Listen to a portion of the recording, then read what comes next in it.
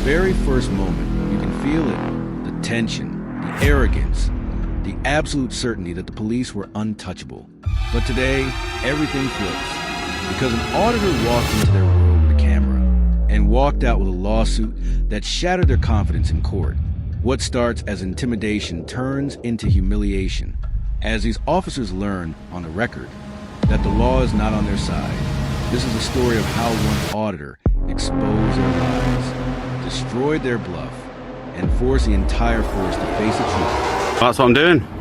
Because you've got your phone out, you're pointing your camera towards personal cars. Taking pictures of the fence. What? I'm taking pictures of the fence. Why are you doing it? What's it got to do with you?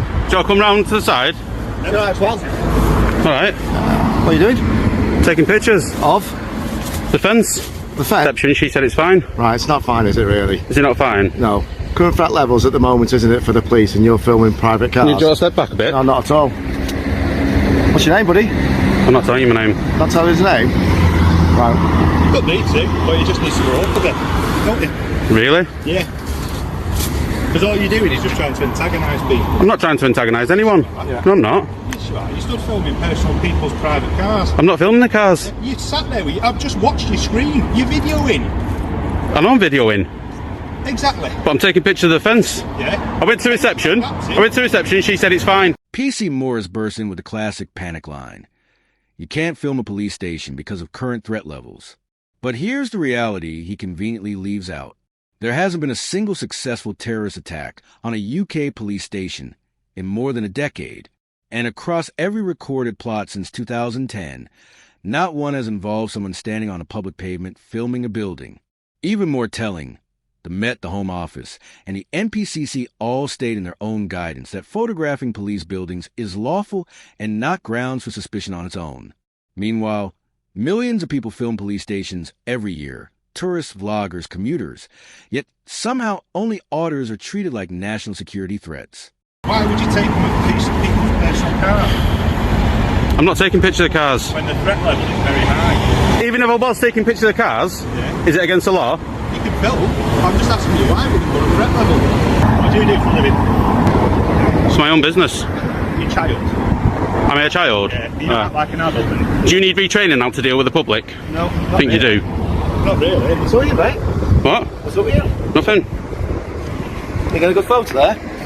Video, mate, video. Video. You do realise that without my permission as a police officer, you cannot use that video, and I can confiscate that as well if I need to. I don't think so. I do. What law is that? That'll be the law and the pace that I'm going to find out at this moment in time. Alright, am I being detained? At this moment in time, you are. For what? Well, we're going to get the code at this moment in time, and I'm going to search you under an act. Alright, yeah. And then you'll have to provide your details as well. No, I don't. Yes, you No, I do. don't. When you're detained, you do. No, I don't. PC Morris then demonstrates he has no idea what powers he actually possesses. First, he confidently claims that FTA can't use the footage without his permission and that he can confiscate it if necessary. That isn't policing. That's pure fiction. No UK law gives a constable ownership over footage taken in public, and officers can only seize a camera if it contains evidence of an actual offense. Then, while crowding FTA, Morris abruptly declares that he is detained.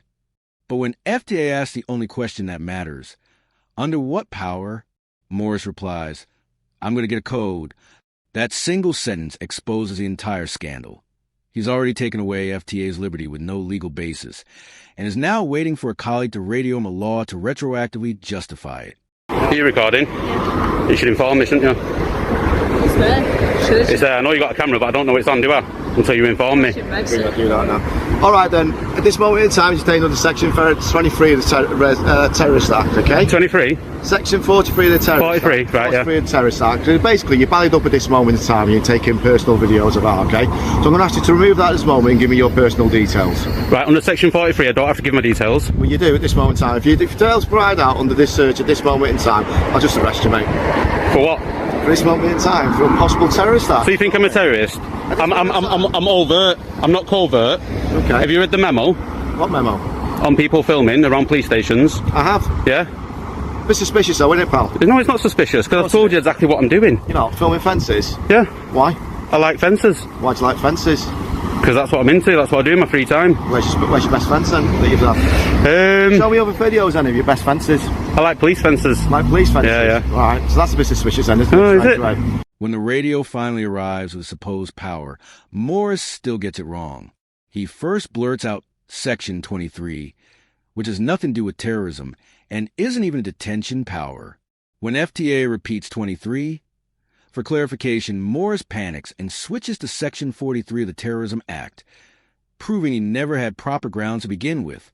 Section 43 requires individual reasonable suspicion of terrorism, not a man with a camera, not current threat level, and certainly not my colleague told me over radio. The fatal mistake comes next. Morris demands FTA's personal details and even threatens arrest if he refuses. That's not confusion. That's inventing powers he simply does not have. Under Section 43, officers may conduct a search, but they cannot compel identification. Okay, before I search then, you got anything that's going to harm you or me or any of my colleagues? No. Okay, do you want to take your hands out your pockets then for us? Yep. Make sure you get my good side. Turn round. Why's that? Let's get your good side. Good side, good side. Like, we got two phones on you? That one's for phoning, this one's for taking pictures. Oh, you said he was videoing, not taking pictures? Well, you can take stills of the videos, can't I? Oh, I see. So you tried to correct me before, but you were wrong yourself, wasn't you? I'm not wrong, am I? Well, you was, wasn't you? What, Jaguar key? You know what they say about people who drive Jaguars, don't you? What's that? Who drive Jaguars. Right, balls going between your legs, do not kick out, it'll be your... Right, I just think you should leave. Can I put my stuff back in my pockets? What's going to your stuff? Yep. Right, you got another offence now, I think you should move on. Once the search returns negative, PC Morris should be relieved. That is the entire purpose of a Section 43 search. Confirm or eliminate suspicion. When nothing is found, the officer's job is done and the tension should end immediately. But instead of de-escalating, Morris stays agitated, still treating FTA as if he's an active threat. So when Morris says, "I think you should leave, you've got enough offense," it's not about safety, it's about discomfort and pride. He simply can't accept that FTA is fully entitled to stand there and film, even with no prohibited items found. He tries to nudge FTA away as a performing damage control. A professional officer would have said, "Search complete, you're free to go," and walked off. Alright, I walked on there. Good, bye-bye. Look at this fence, this is interesting. Just going to get all the fences as I walk down, is that alright? Switch it off, mate, you don't need to. You can't tell me to switch it off. Oh, you might have can't, but just switch it off, isn't it? And you never got me details, did you? Because you can't get me details. Under Section 43 you can't. Off you pop! This letter from FTA solicitors is far more revealing than it looks. When a claimant's legal team says a defendant has rejected a Part 36 offer, that is solicitor language for they're denying everything and about to make this far more expensive for themselves. Part 36 offers exist to give the other side a chance to settle cheaply. When a police force refuses one, especially in a case where the stop, detention, and search were clearly unlawful, it usually means their legal department is posturing, not confident. FTA solicitors state that the claim has reasonable prospects of success for several reasons. Recording a police station is not a criminal offense and cannot form honest and reasonable suspicion of terrorism. FTA had no legal obligation to provide personal details to PC Morris. Even if a court somehow found the detention and search lawful, Morris failed to provide the required information before the search, his name and the station he is attached to, potentially rendering the search unlawful through improper procedure. In short, every pillar needed to justify this detention was missing. And to close the loop, FTA publicly confirmed the outcome. When a viewer told him to sue the clown, he replied, "I did, and I've been paid out."